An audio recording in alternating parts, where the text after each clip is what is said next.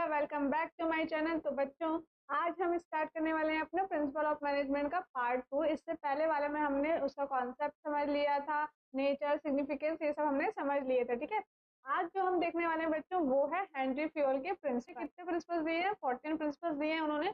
तो चलिए one by one करके हम उनको समझते हैं। इसको समझने से पहले हम थोड़ा सा हेनरी फ्योल के बारे में देख लेते हैं। ठीक है, तो सबसे पहले बच्चों देखना क्या है कि इनका बर्थ कब हुआ था। तो बर्थ हुआ था 1841 में। उसके बाद फ्रेंच इंडस्ट्रियलिस्ट थे, है ना, उन्होंने ज्वाइन किया था कंपनी, माइनिंग कंपनी को ज्वाइन किया था 1860 में। ठीक है ना, 1860 में ज्वाइन किए थे। अब बच्चों की कंपनी में बच्चों उनका प्रमोशन हुआ था managing as a managing director 1888 में। 1888 में उनका प्रमोशन हुआ था। और उस टाइम पे जब प्रमोशन हुआ था इनका, तब क्या हो रहा था कि कंपनी जो है वो बैंक इंसॉल्वेंसी के स्टेज में थी। एक्सपीरियंस से, बोर्ड एडमिनिस्ट्रेटिव एक्सपीरियंस से उन्होंने क्या किया था, कंपनी को बहुत कुछ दिया था। और जब वो रिटायर हुए थे, कब रिटायर हुए थे? 1918 में रिटायर हुए थे। तब क्या हुआ था बच्चों की कंपनी की जो कंडीशन थी वो बहुत ही अच्छी थी, बहुत अच्छी थी ना। उन्होंने इतना सब कुछ दे के गया था। तो हेनरी फ्योल जब रिकॉग्नाइज किए थे क्या, need for principal of management, और उन्होंने आइडेंटिफाई किया था, बनाया था 14 प्रिंसिपल ऑफ मैनेजमेंट। कितने प्रिंसिपल बनाए थे? 14 प्रिंसिपल बनाए थे। उन्होंने एक बुक लिखी थी, एडमिनिस्ट्रेशन इंडस्ट्री। 1917 में उन्होंने ये बुक लिखी थी। अब ये बुक इंग्लिश में पब्लिश हुई थी बच्चों, इंग्लिश में पब्लिश हुई थी कब? 1949 में। किस नाम से हुई थी? एंड इंडस्ट्रियल मैनेजमेंट के नाम से ये बुक इंग्लिश में पब्लिश हुई थी कब? 1949 में। तो ये सब जो डेट है ये थोड़ा सा आप याद रखिएगा। ठीक है, इनको और क्या नाम से जाना जाता है कि फादर ऑफ मैनेजमेंट के नाम से जाना जाता है। और एक और नाम है मैनेजमेंट स्टडी एंड थॉट के नाम से इनको जाना जाता है, और father of general principle of management. बच्चों, इन्होंने क्या किया था, इन्होंने 4 फंक्शन ऑफ मैनेजमेंट भी निकाले थे। 4 फंक्शन ऑफ मैनेजमेंट भी इन्होंने निकाला था। कौन कौन सा? प्लानिंग, ठीक है,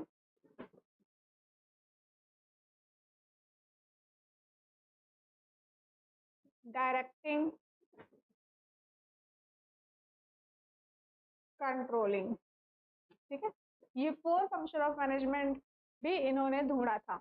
ये हो गया हमारे हेनरी फ्योल के बारे में कुछ बातें। तो चलिए हम इनके प्रिंसिपल्स की तरफ चलते हैं। देखिए 14 प्रिंसिपल उन्होंने दिया है, हम एक एक करके इनको ब्रीफ में देखते हैं। तो सबसे पहले आता है बच्चों division of work. Division of work क्या है? मान लीजिए कोई भी ऑर्गेनाइजेशन में, है ना, बहुत सारी चीजें होती हैं। हम अगर स्कूल का एग्जांपल लेते हैं तो स्कूल में कितने सारे सब्जेक्ट होते हैं, कितनी सारी क्लासेस होती हैं, है ना।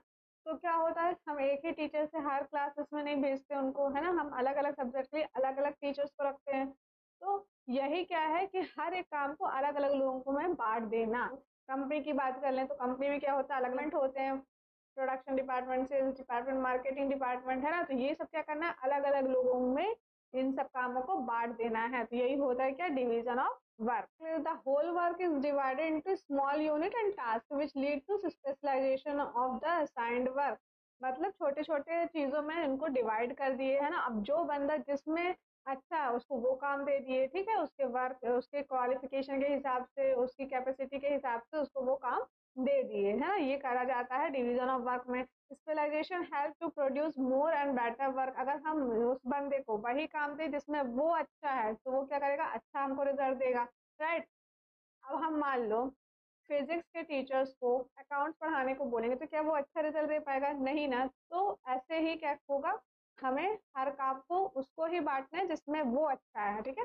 पर each person to become specialized in his her part of work and improve his or efficiency and efficiency।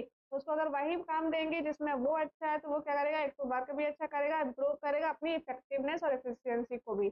Not only the factory work but technical, managerial and skills job should also be divided into small units of specialisation. सारे के सारे जो भी job, सारे के सारे jobs जैसे भी होंगी वो क्या होंगे, स्मॉल यूनिट्स में डिवाइड कर दी जाए तो अच्छा रिजल्ट मिलेगा। फर्स्ट ये हुआ principle of division of work. Second है बच्चों principle of authority and responsibility. Authorities क्या होती है बच्चों, पावर है ना, कि पावर टू टेक डिसीजन, आपके पास पावर है कि आप डिसीजन ले सकते हो, आप सामने वाले को ऑर्डर दे सकते हो, राइट, ये सब आपके पास क्या है, पावर है। वहीं पे बच्चों रिस्पॉन्सिबिलिटीज क्या हो जाती है, रिस्पॉन्सिबिलिटी मतलब कि आपकी जिम्मेदारी है कि आपको ये काम कंप्लीट करना है, करना ही करना है, ठीक है, ये आपकी रिस्पॉन्सिबिलिटी है कि आपको इतने टाइम पे ये काम कंप्लीट करके देना है, आपकी ये ऑब्लिगेशन है to complete the work.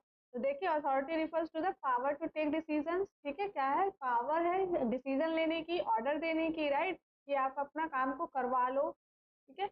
Responsibilities refers to obligation to complete the work, okay, आपको ऑब्लिगेशन ही है कि आपको ये काम करना ही करना है, ठीक है, ये आपकी रिस्पॉन्सिबिलिटीज है। देयर मस्ट बी बैलेंस और parity between two command and responsibilities, है ना, यहाँ पे क्या है, बैलेंस बना के रखना पड़ेगा हमको, किसके बीच में, एंड रिस्पॉन्सिबिलिटी के बीच में, ठीक है। दो कमांड है हमारे पास, अथॉरिटी है जिसमें हमको काम करवाने की पावर है, डिसीजन लेने की पावर है, रिस्पॉन्सिबिलिटी के हमको उस काम को करना है।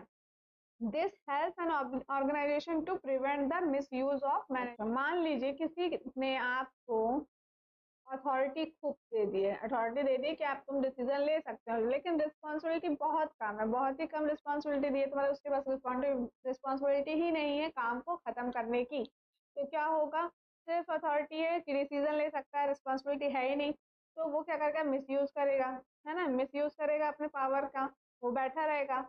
और मान लो कहीं पे आपने अथॉरिटी तो कम दी है और रिस्पॉन्सिबिलिटी बहुत ज्यादा दे दी है ना, तो वो भी क्या होगा, वहां पे भी काम खत्म नहीं हो पाएगा। मान लीजिए आप एक टीचर है, ठीक, और आपको बोला गया है कि 1 मंथ में आपको 5 चैप्टर्स कंप्लीट कराने हैं, ठीक है, 5 चैप्टर्स कंप्लीट कराने हैं 1 मंथ में, लेकिन आपको अथॉरिटी ही नहीं दी गई है कि आप क्या करो, एक्स्ट्रा क्लास ले लो, है ना, एक्स्ट्रा क्लास की अथॉरिटी ही नहीं दी गई है कि एक्स्ट्रा टाइम बच्चों को दे दो, ठीक है, तो क्या होगा, आपका ये काम कंप्लीट हो ही नहीं पाएगा, क्या हो जाएगा, काम होगा ही नहीं। तो इसलिए अथॉरिटी और रिस्पॉन्सिबिलिटी क्या होनी चाहिए, बैलेंस होनी चाहिए, ठीक है, अगर ज्यादा रिस्पॉन्सिबिलिटी दे रहे हो तो अथॉरिटी भी दो, ताकि वो हर एक लेवल में क्या कर सके, डिसीजन ले सके, ऑर्डर दे सके किसी को चाहिए। नेक्स्ट है प्रिंसिपल ऑफ डिसिप्लिन। तो डिसिप्लिन क्या होता है, हम एक ही तरह से काम करें, एक ही तरह से बिहेव करें, जिससे हम अचीव कर सकें क्या, अपने गोल को, है ना। तो it refers to rules and regulation of systematic work. एक वर्क को करने के लिए सिस्टमेटिक क्या होना चाहिए, रूल्स एंड रेगुलेशंस बने होने चाहिए। सिर्फ rules and regulation he discipline नहीं है, वहां पे कमिटमेंट भी जरूरी है, एम्प्लॉयज की, ऑर्गेनाइजेशन के लिए और एक दूसरे के लिए, ठीक है। Instant that discipline is required discipline कहाँ है, सुपीरियर लेवल में भी है और सबऑर्डिनेट लेवल में भी होता है ना। कोड ऑफ कंडक्ट होना चाहिए इसमें, कि ताकि एक ही तरह से लोगों को रहना है, एक ही तरह से बिहेव करना है, राइट, ये सब क्या हो गया, डिसिप्लिन में आ गया। देखो बच्चों नेक्स्ट है यूनिटी ऑफ कमांड। तो यूनिटी ऑफ कमांड क्या है, इसका सीधे से मतलब है कि एक अगर एम्प्लॉय है ना, तो इसके ऊपर सिर्फ एक ही सुपीरियर होना चाहिए, है ना। अगर ये दो एम्प्लॉय हैं तो इनका जो बॉस है वो कौन होना चाहिए, एक ही होना चाहिए, ठीक, ये नहीं कि ये जो बंदा है, अब ये एक एक बॉस ये बैठा है और एक बॉस ये बैठा है ना, अब ये दोनों की बात सुनेगा तो ये क्या होगा, कंफ्यूज हो जाएगा कि मैं काम किसका पहले करूँ, तो इस चक्कर में ये काम में क्या होगा, डिले होगा और ये काम भी कंप्लीट नहीं कर पाएगा। तो according to Fayol for every individual employee there should be only one superior, है ना, एक ही बॉस होना चाहिए हर एक एम्प्लॉय में, ठीक है, हर एक एम्प्लॉय का एक ही बॉस होना चाहिए, who can assign him responsibility, जो उसको रिस्पॉन्सिबिलिटी असाइन कर सके, and to whom he is accountable.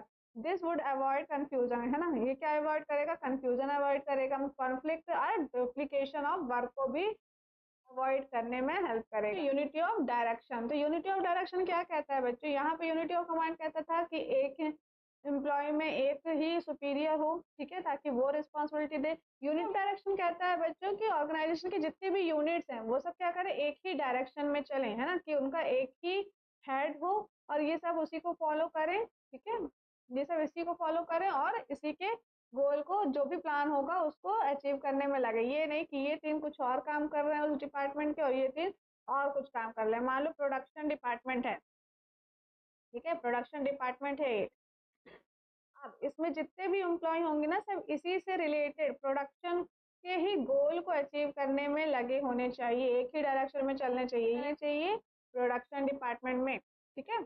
All the units of an organization should move towards the same objective through the coordination, है ना, कोऑर्डिनेशन के साथ एक ही गोल को फॉलो करें, ठीक है, एंड उसी में एफर्ट्स लगाएं अपने। There should be only one head and one plan, एक ही हेड होना चाहिए उसका और एक ही प्लान होना चाहिए। प्रोडक्शन डिपार्टमेंट का एक हेड होगा और तो इसी में सबको लगे रहना है, ठीक ना। तो group of individual having the same objective hence the unity of action is ensured through this principle, unity of action ensured होगा दिस प्रिंसिपल से, राइट। ये क्लियर हुआ। अब हम दोनों में डिफरेंस देख लेते हैं कि यूनिटी ऑफ कमांड और यूनिटी ऑफ डायरेक्शन में क्या डिफरेंस है। तो मीनिंग देखते हैं बच्चों। तो यूनिटी ऑफ कमांड, तो unity of command implies that each subordinate should received order and be accountable only one superior, जितने भी सबऑर्डिनेट्स हैं वो सिर्फ एक ही सुपीरियर के अंडर काम करें, ठीक है। यूनिटी ऑफ डायरेक्शन क्या इम्प्लाइज करता है, there should be only one head and one person for group of activity having the same objective, है ना। तो एक ही हेड होना चाहिए, एक ही पर्सन होना चाहिए वहां पे जो एक्टिविटीज कर रहे हैं और सेम ऑब्जेक्टिव के लिए सबको साथ में लेके चले। एम क्या है, इसका एम है बच्चों टू अवॉइड कंफ्यूजन, ठीक है, कंफ्यूजन को अवॉइड करता है, फिक्स रिस्पॉन्सिबिलिटी करता है। इसका एम है कि it aim to direct efforts of all employ to achieve organisation goal, जो भी गोल होगा उन सबको क्या करेगा, एक ही काम में लगाएगा, तो क्या होगा, एफर्ट ज्यादा मिलेंगे, ठीक है, तो ऑर्गेनाइजेशन गोल्स अचीव हो जाएंगे। Implemented to functioning of personal और it related to functioning to entire organisation, ये पूरे ऑर्गेनाइजेशन के लिए है, ये सिर्फ पर्सनल के लिए। Significance, it improve efficiency and bring harmony and discipline, ये क्या करता है, इफिशियंसी को इम्प्रूव करता है और डिसिप्लिन को। यहाँ पे डायरेक्शन में क्या होता है, ये एक्शन, यूनिटी ऑफ एक्शन और कोऑर्डिनेशन का ऑफ वायलेशन, सुपीरियर होंगे तो क्या होगा, कंफ्यूजन क्रिएट होगा। यहाँ पे क्या है, will lead to an unnecessary duplication of efforts and wastage of resources, है ना। अगर यूनिटी ऑफ डायरेक्शन का एब्सेंस होगा या वायलेशन होगा तो क्या होगा, अननेसेसरी डुप्लीकेशन एफर्ट्स होंगे और रिसोर्सेज का भी क्या होगा, वेस्टेज होगा। समझ नहीं आ रहा है कि हमें किस प्लान में काम करना है, कि हमें किस डायरेक्शन में जाना है, ठीक है। अगर हमने डिपार्टमेंट की बात की थी, अगर प्रोडक्शन डिपार्टमेंट की हम बात कर रहे थे, तो प्रोडक्शन डिपार्टमेंट में एक ही गोल था कि हमें इतना प्रोड्यूस करना है, ठीक है। अगर डायरेक्शन और सबको लेके साथ में चल रहे थे उसी काम के लिए, बट अगर यूनिटी ऑफ डायरेक्शन नहीं होगा तो क्या होगा, सबको पता ही नहीं चलेगा कि हमें करना क्या है ना। तो हो सकता है जो मान लो 6 लोगों की अगर टीम है उस डिपार्टमेंट में, तो हो सकता है कि किसी ने पहले कुछ प्रोडक्शन कर दिया, उसको दूसरे को पता ही नहीं है कि ये वाला काम हो चुका है, तो क्या हो जाएगा, डुप्लीकेशन हो जाएगी और क्या हो जाएगा, रिसोर्सेज भी वेस्टेज हो जाएंगे। और यूनिटी ऑफ कमांड में भी क्या हो जाएगा, कंफ्यूजन क्रिएट होगा कि हमें किसकी बात करनी है। अगर सुपीरियर ही नहीं है वहां पे तो हम किसकी सुने, हमें नहीं समझ में आएगा, तो वहां पे भी कंफ्यूजन क्रिएट होगा। नेक्स्ट है बच्चों, subordinates of individual interest to general interest. तो मतलब हमें क्या करना है, इसमें हमें ये करना है कि जो इंडिविजुअल का इंटरेस्ट है, इंडिविजुअल का जो गोल है, उससे ज्यादा हमें ये करना है जनरल इंटरेस्ट में फोकस करना है, जो ऑर्गेनाइजेशन का गोल है उस पर फोकस करना है ना। The interest of an organization should take priority over the interest of any individual employee. In simple word, the organization interest needs to priorities over individual interest. मतलब इंडिविजुअल का जो गोल है, इंडिविजुअल का जो इंटरेस्ट है, उसको ज्यादा ना देखते हुए हम किसको देखेंगे, ऑर्गेनाइजेशन का गोल जो सबके साथ गोल है उसको हम देखने वाले हैं। कि अगर इंडिविजुअल एम्प्लॉयज क्या चाहेगा, वो चाहेगा कि मुझे अच्छी सैलरी मिले, है ना, मुझे अच्छी सैलरी मिले, ये चाहता है। और वहीं कंपनी क्या कहेगी कि उसको ऐसा एम्प्लॉय मिल जाए जो कम सैलरी में मिल जाए और उससे वो काम लेकर के अपने ऑर्गेनाइजेशन को क्या करे, प्रॉफिट में लाए, है ना, अच्छा ग्रोथ करे, ठीक है, ये सब कंपनी चाहती है। और ये जनरल इंटरेस्ट हो गया। नेक्स्ट है रेम्यूनरेशन ऑफ एम्प्लॉय, का मतलब होता है सैलरी, है ना। तो सैलरी ऑफ एम्प्लॉय होनी चाहिए कैसी, एक रीजनेबल होनी चाहिए, है ना, कि उनकी एम्प्लॉयज की क्या हो, स्टैंडर्ड ऑफ लिविंग अच्छी हो। अगर प्रॉफिट हो रहा है कंपनी को बहुत तो उनकी सैलरी भी बढ़ानी चाहिए, नहीं हो रहा है तो क्या होना चाहिए, ठीक है, मतलब इतनी देना चाहिए जिससे वो अपना स्टैंडर्ड ऑफ लिविंग इम्प्रूव करें। All the employees working in the organization should have fair pay and compensation, ठीक है। to establish a reasonable standard of living, the employee should be given fair wages. The remuneration should be according to the paying capacity of the organization, है ना। Organisation की जो भी capacity है, जैसी भी कैपेसिटी है, उसके हिसाब से ही रेमुनरेशन मिलना चाहिए, सैलरीज मिलनी चाहिए। मान लीजिए अगर कंपनी को कभी बहुत अच्छा प्रॉफिट हुआ तो वो क्या कर सकती है, बोनस दे सकती है अपने एम्प्लॉयज को। तो इससे क्या होगा, एम्प्लॉयज भी खुश हो जाएंगे और कंपनी भी खुश रहेगी, क्योंकि उनका काम एम्प्लॉयज बहुत अच्छे से करेंगे। अगर कंपनी उनको सही रेमुनरेशन देती है, जैसा जैसा उसका कैपेसिटी है, तो क्या होगा कि वर्कर्स बहुत अच्छे से काम करेंगे, अपना एफर्ट्स अच्छा लगाएंगे, अगर अच्छा सैलरी होगी उनकी तो। ठीक है, तो ये हो गया रेमुनरेशन ऑफ एम्प्लॉयज। नेक्स्ट है बच्चों सेंट्रलाइजेशन एंड डिसेंट्रलाइजेशन। तो समझो सेंट्रलाइजेशन और डिसेंट्रलाइजेशन क्या होता है। तो सेंट्रलाइजेशन क्या होता है बच्चों, जो डिसीजन लेता है वो कोई एक के हाथ में हो, है ना। सिर्फ मान लो टॉप लेवल मैनेजमेंट ही डिसीजन ले सकता है ना। तो ये क्या हो गया, सेंट्रलाइजेशन हो गया, है ना। कि क्या हो गया, ये जो भी डिसीजन लेना है सिर्फ टॉप लेवल मैनेजमेंट में, जो भी सेंटर है वही क्या करेगा, डिसीजन ले सकता है, उसी के पास अथॉरिटी है डिसीजन लेने की। लेकिन जो डिसीजन लेने की बात है वो सब जगह फैल जाए, है ना। पूरे ऑर्गेनाइजेशन में कोई भी ले सकता है, टॉप लेवल हो गया, मिडिल लेवल हो गया और लोअर लेवल हो गया, ये सब डिसीजन ले सकते हैं, इनके पास अथॉरिटी आ जाएगी डिसीजन लेने की। तो ये क्या हो गया, डिसेंट्रलाइजेशन हो गया।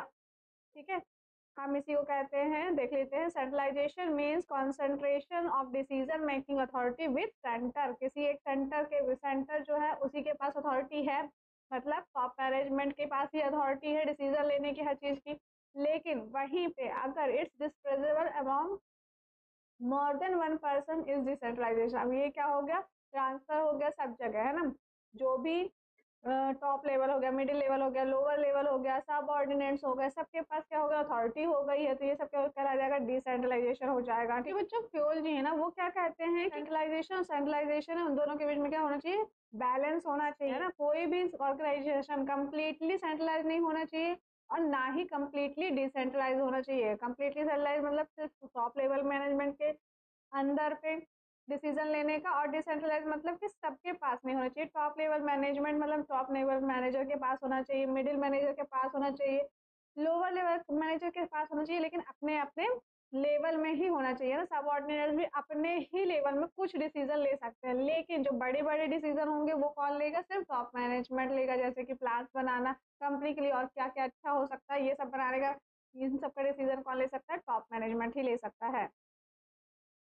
तो मतलब जो रूटीन वर्क से रिलेटेड डिसीजन है वो ले सकते हैं, उनको डिवाइड कर दिए। और जो मेन डिसीजन हो गए, जो मेन पावर हो गई, अल्टीमेट डिसीजन हो गए, वो सब कौन लेगा, टॉप मैनेजमेंट ही लेगा। ठीक है बच्चों, ये क्लियर हुआ सेंट्रलाइजेशन एंड डिसेंट्रलाइजेशन। तो आज बच्चों हम इसको यहीं पे एंड करते हैं। जो हमारे अभी और पॉइंट्स बच गए हैं उसे हम नेक्स्ट वीडियो में कवर करेंगे। आई होप आपको यहाँ तक क्लियर हो गया होगा। और प्लीज अगर आपको ये वीडियो पसंद आई हो तो लाइक, सब्सक्राइब एंड शेयर करिएगा। Thank you.